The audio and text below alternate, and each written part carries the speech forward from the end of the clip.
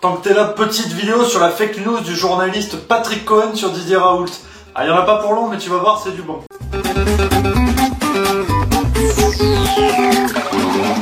Alors Patrick Cohen, le journaliste télé, radio, tu connais. Bon, ça fait plusieurs semaines qu'il nous fait des éditos pour décrypter la situation du coronavirus, et c'est vrai que le professeur Raoult en prend plein la gueule. Mais après tout, c'est le métier de journaliste de Patrick Cohen de détecter les conneries, alors on lui fait confiance. Et là, en date du 5 juin, Patrick Cohen nous a fait l'édito impossible, tel qu'il a appelé. Il a sélectionné plein d'extraits vidéo de Didier Raoult pour les démonter les uns après les autres et montrer que Didier Raoult n'est ni plus ni moins qu'un charlatan. Bon, alors déjà, on peut dire que c'est vrai que les extraits sont forcément raccourcis et tirés de leur contexte. On pourrait accuser Patrick Cohen de ça, mais en même temps, le mec, il a pas 2 semaines d'antenne, il peut pas tout mettre en intégralité. Allez, ça, on passe. Mais ce qui m'a intéressé, c'est ce qu'a dit Patrick Cohen le 5 juin, toujours. Il a dit ça, regarde.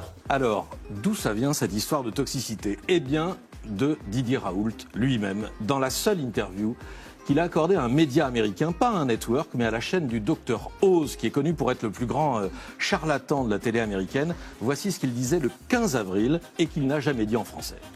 Posology is very important because apparently in Sweden they use very high doses of hydroxychloroquine and get trouble.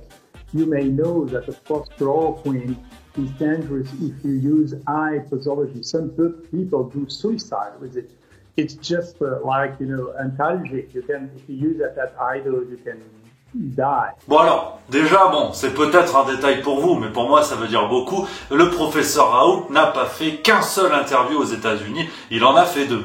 Effectivement, il y a bien l'interview du 15 avril 2020 dont parle Patrick Cohen, mais il y a aussi l'interview du 23 mars 2020, toujours sur la chaîne du Dr Oz. Bon allez, ça passe. Mais le gros point que soulève Patrick Cohen, c'est que Didier Raoult aurait caché en France que la chloroquine pouvait tuer. Là, Patrick Cohen, il nous fait prendre conscience de ce qui serait un mensonge terrible. Didier Raoult aurait caché ça. Rendez-vous compte. Bon bah là, c'est chiant en fait. C'est chiant parce que j'ai aussi un peu cherché et c'est ce qu'on appelle une fake news. Alors là, vraiment, c'est une fake news dans les règles de l'art. C'est vraiment, c'est du sur-mesure.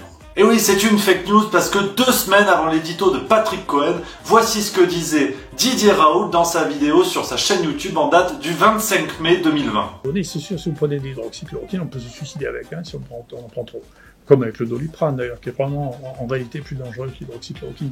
Ouais, donc tu vois bien qu'il l'avait dit en fait, hein, il l'avait dit en France, il n'y a pas de problème si tu veux là-dessus, il avait reconnu qu'on pouvait se suicider à l'hydroxychloroquine. Donc c'est chiant parce que Patrick Cohen actuellement tient sa légitimité au fait de chasser les fake news et de se faire un petit peu le protecteur de la vérité. Mais c'est chiant parce que si lui-même il alimente des mensonges, il va falloir un autre Patrick Cohen pour décrypter les propos de Patrick Cohen. Et là tu t'en sors plus. Ouais, je voulais faire une petite vidéo vite fait pour clarifier déjà une chose. C'est pas une guerre entre les pros et les anti-Raoult. On n'est pas au football, excusez-moi. On s'en branle quelque part pour dire les choses de manière assez mécanique. C'est pas une guerre entre les pros et les anti. Ce qu'on doit tous défendre, ce sont les faits et seulement les faits. Si la gueule de l'un ou de l'autre des personnages ne vous revient pas, ça n'a rien à voir avec les faits. Alors quand la démarche de Patrick Cohen en tant que journaliste est de faire la chasse aux fake news et de défendre bec et ongle la vérité, ce qui est tout à fait louable, quand tu fais ça, faut être irréprochable.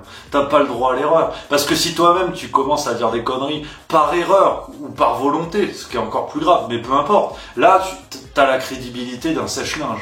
Donc faut faire attention. Faut être prudent et là, pauvre Patrick, j'ai beaucoup de respect pour vous, mais comment vous pouvez rester crédible avec de telles erreurs? Si vous ne pardonnez pas au professeur Raoult d'avoir pu dire des conneries, parce que nul n'est prophète en son pays, bah oui, mais si on applique vos mêmes raisonnements à vous-même et qu'on pense que vous n'avez plus de crédibilité, comment on fait? Moi j'ai le respect, donc tout le monde a le droit de se planter. Voilà. Ouais, je finis là-dessus, voilà, c'est tout. Allez, au fait, tu peux t'abonner, ça c'est par là. Voilà.